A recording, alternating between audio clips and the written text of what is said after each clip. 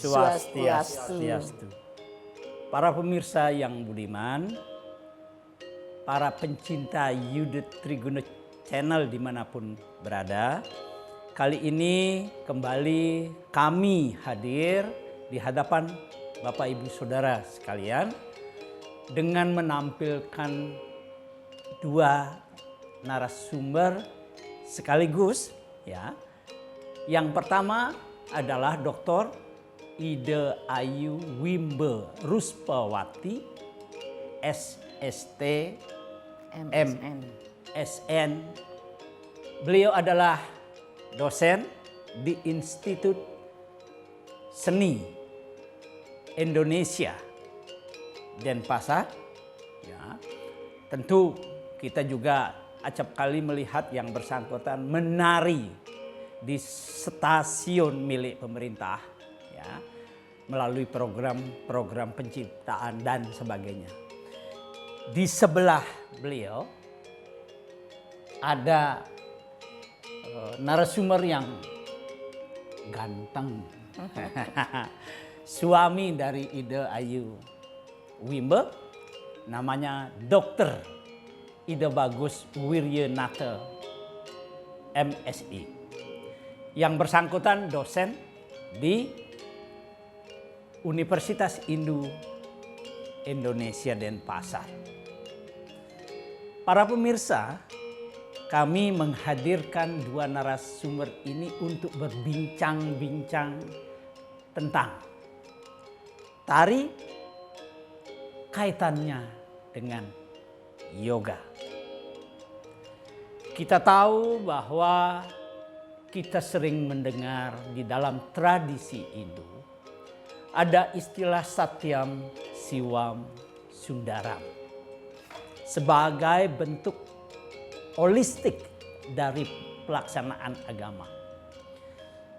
Satu di antara itu bicara tentang keindahan Sundaram. Kita juga pernah mendengar tentang konsep Siwa Nataraja. Siwa sebagai raja seni, inspirasi dari aspek-aspek estetika.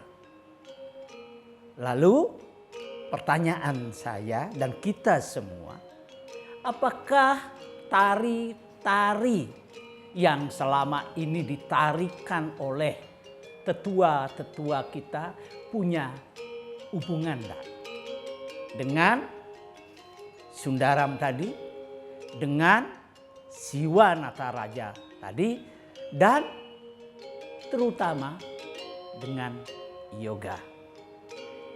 Para pemirsa yang budiman, Dayu, saya minta sebagai seorang seniman tari, sebagai seorang yang telah banyak menciptakan tari, apakah di mata Budayu ada kaitan nggak antara tari-tari yang diciptakan termasuk oleh Dayu sendiri dengan aspek yoga? Durusang, sapa para pemirsa dulu. Ya. Suksema, Renggala, terima kasih atas waktunya. Om Swastiastu, pemirsa, pencinta seni dan budaya channel Triguna. Terima kasih atas waktunya. Sekarang kita berbagi tentang penciptaan atau tari yang berkaitan dengan yoga, apa yang disampaikan oleh beliau. Itu sangat kental sekali. Kental sekali hubungannya. Karena tari itu juga bagian dari yoga. Karena ada tiga hal yang paling penting dalam yoga, konsep yoga itu. Ada asana. Terus kemudian ada pranayana, kemudian prahartaya, tayana ya. Jadi tiga konsep ini yang harus dikuasai sebagai seorang tari, penari, dan bahkan sebagai seorang koreografer. Dalam konsep tiga hal yang penting ini, bagaimana kita harus bersikap yang baik dan benar.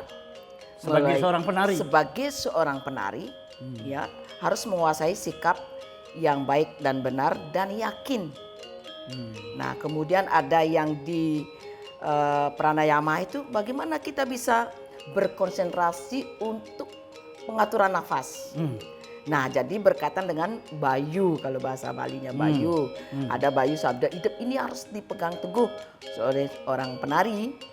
Karena kalau hal ini tidak dikuasai, bagaimana tari itu bisa hidup, bisa kuat. Kemudian yang ketiga itu ada keyakinan, fokus. Kalau tidak fokus, itu tidak bisa akan ekspresinya si penari itu akan keluar baik dari dalam maupun dari luar. Nah, ketiga ini harus dikuasai. Nah, misalkan dalam posisi asana, kita duduk dalam bersikap dalam penari, mau misal berdiri atau duduk, kalau kita tidak bersikap yang baik, nah seperti ini itu sudah tidak konsentrasi, tidak bagus, tidak bersikap yang bagus, tidak bagus. Sikapnya harus berdiri tegak, kemudian pranayamanya mengatur energi di mana harus menghirup dan mengeluarkan dan menarik nafas. Nah, nafas itu sendiri. Misalkan dalam duduk sekarang ada agem. Di asana ini kan ada agemnya. Agem tandang tangkis tangkep mungkin ada di sini. Nah, ini kalau ini tidak diberikan energi, kalau tidak dikonsentrasikan, dia akan jadi hambar.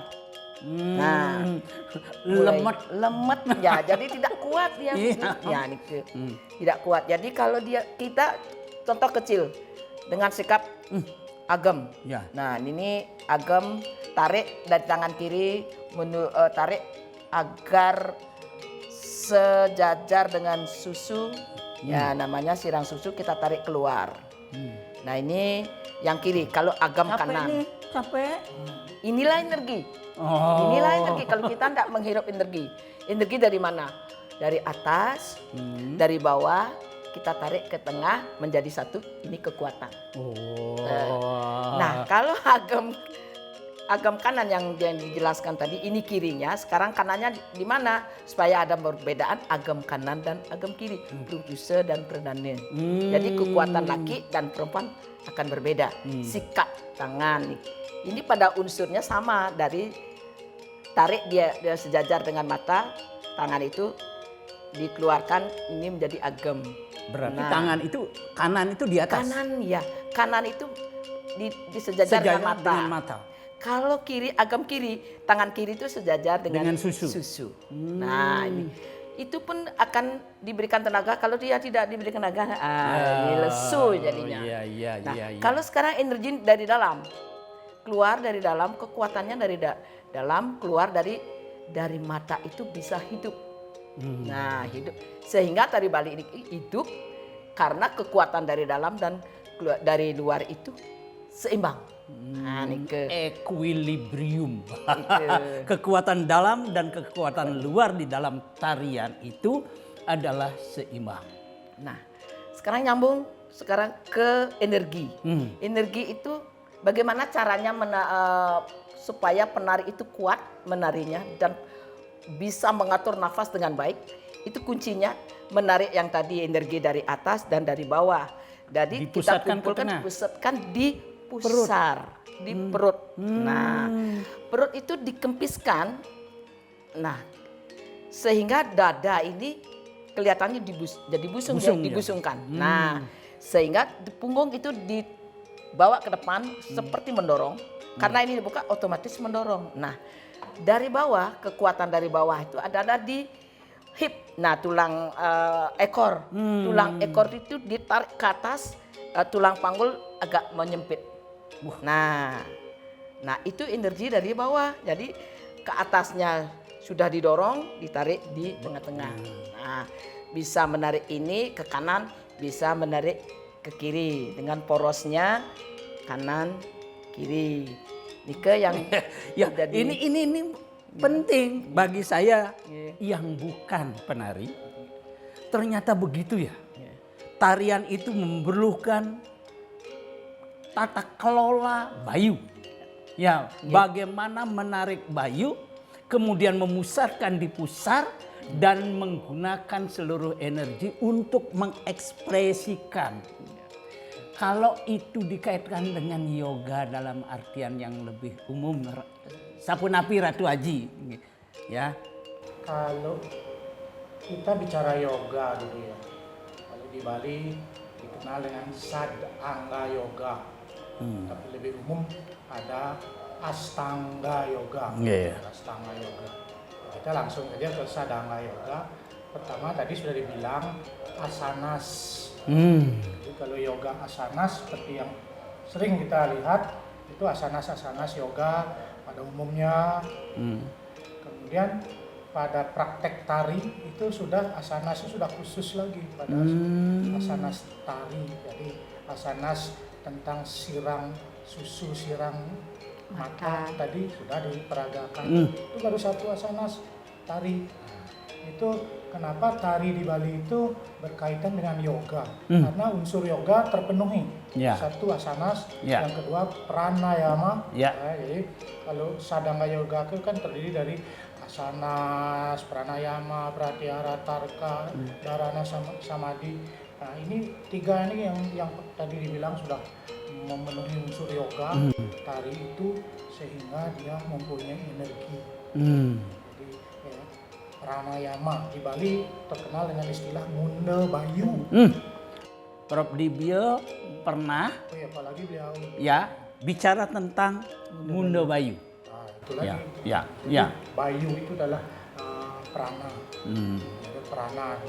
Jadi ada 5 prana, satu prana Bayu, ada lagi prana yang lainnya. Itu sudah merupakan bagian dari tari. Jadi, seorang penari tanpa asanas yang baik, tanpa Munda Bayu yang baik, itu tak sudah akan keluar. Bahasa Ekspresi. umumnya ekspresinya tidak akan tampak ya. Itu kelebihan penarinya orang Bali yang bisa menghubungkan dengan yoga. Penari-penari dari yang luar tuh, coba saja kita tonton, kok yang lebih indah kok dari yang penari orang Bali yang karena di situ ada unsur yoga diterapkan, tidak hanya beraction saja tidak, tapi unsur yoga. Kenapa unsur yoga itu menyebabkan orang bertaksu? Karena kembali lagi kepada istilah yoga adalah menghubungkan diri antara kita dengan Sang Pencipta. Jadi kalau sudah itu selalu nyambung di dalam gerakan tari itu, kalau di Arjuna Wiwaha dikatakan ringa ngamek ki yoga kiteng sakala. Jadi siapapun, acara apapun, kalau yoganya nyatu, ibarat beliau sudah ada di situ. Beliau sudah dihadirkan di sana. Makanya mempunyai daya tarik tersendiri. Yang ketiga tadi adalah pratyahara. Pratyahara itu artinya menutup semua lubang. Jadi kita ini pada saat konsentrasi itu kuping tetap mendengar tapi kita tidak terpengaruh. Oh, itu yang dimaksud ya. Ya, pratyahara. Mata tetap melihat tapi tidak pengaruh. Penari itu kan mendengar tabuh. Tabu. Iya, tetapi tidak mendengar yang lain di luar tabuh itu sendiri. Sorak penonton yang tanda kutip memuji atau sebaliknya yang tidak memuji nggak kita dengar. Konsentrasi. Ya. Pratyahara bukan membuat bongol gitu. Ya, fokus. Ya. Kita melihat berapa unsur tapi tidak terpengaruh, tidak berubah ini yoganya. Tari itu semua juga lubang-lubang semua. Itu yang diterapkan di tari Bali itu yoga satmake. Ibarat seorang penari itulah seorang yogis. Kalau kita mau bicara itu. Iya. Baik. Dayu,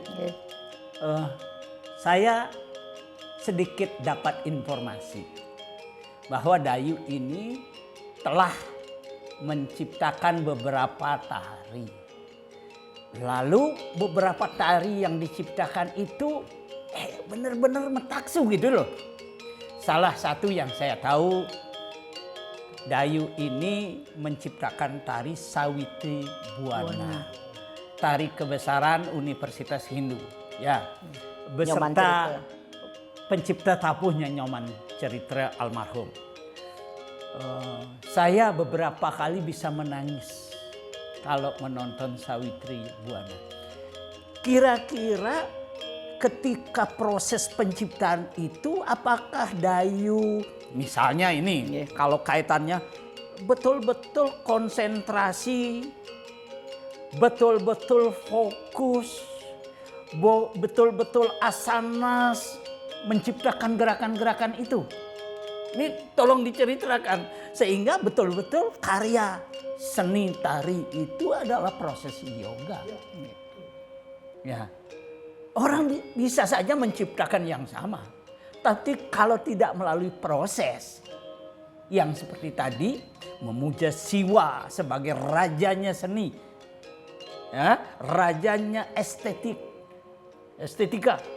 Ya. Tolong diceritakan sedikit. Dayu, biar para peserta ini yakin bahwa tarian-tarian yang kita lakukan itu adalah yoga. Bahwa tarian-tarian yang dilakukan itu adalah cara memuja juga kebesaran Siwa. Ya. Ya. Terima kasih atas waktunya.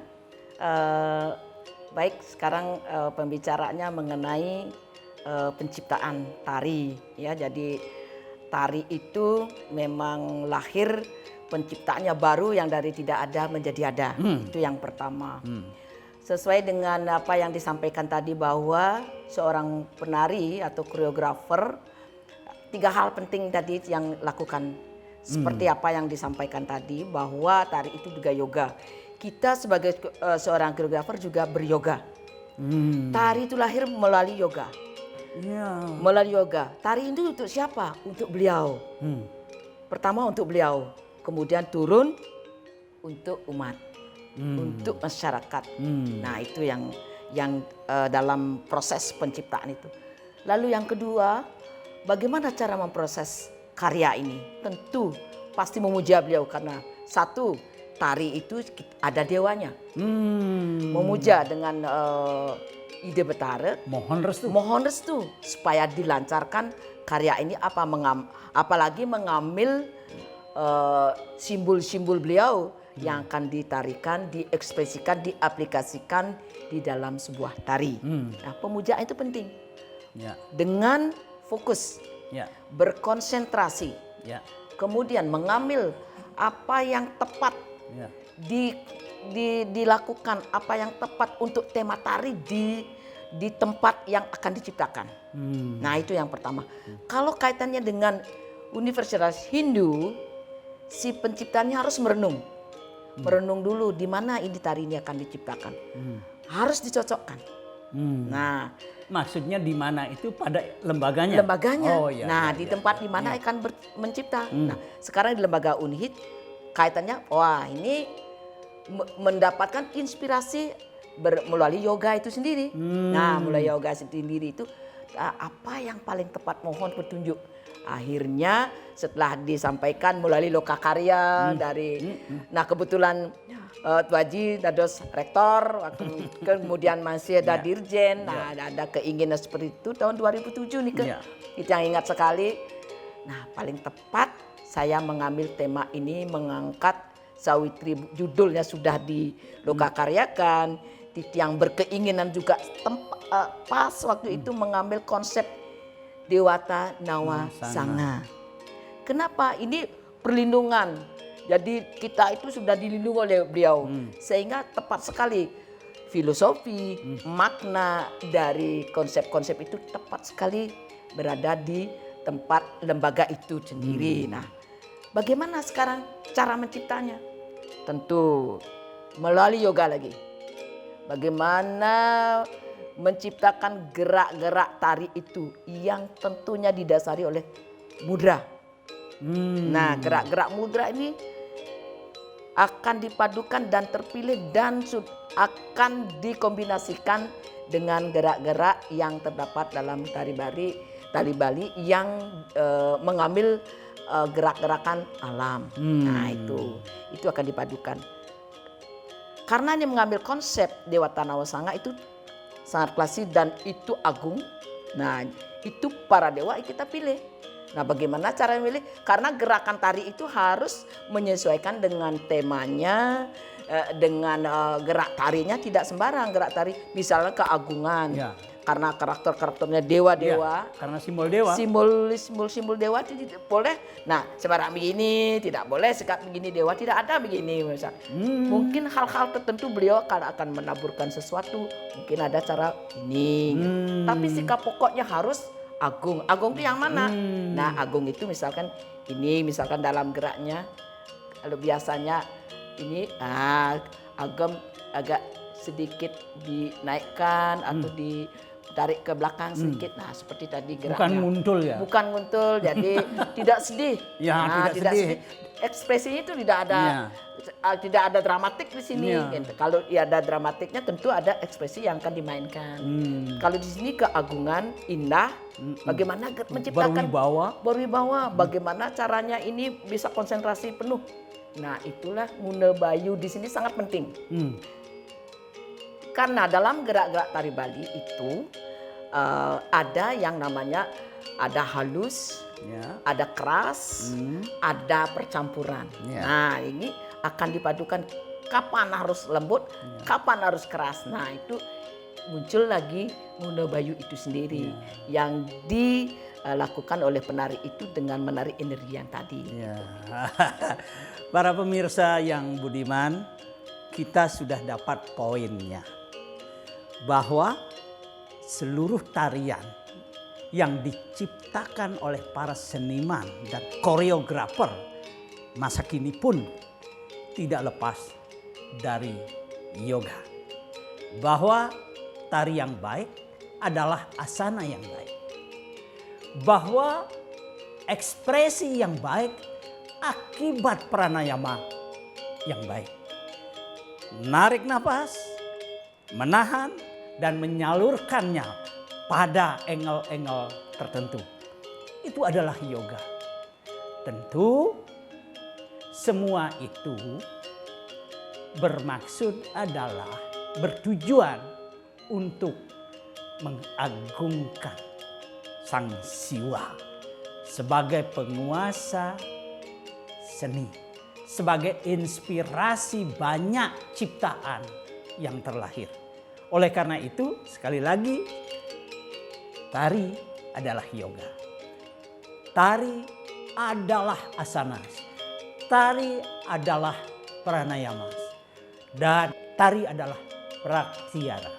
Oleh karena itu, mari kita tetap lestarikan, mengolah tubuh kita melalui tari-tari. Karena itu adalah satu jalan untuk memuja Siwa itu sendiri.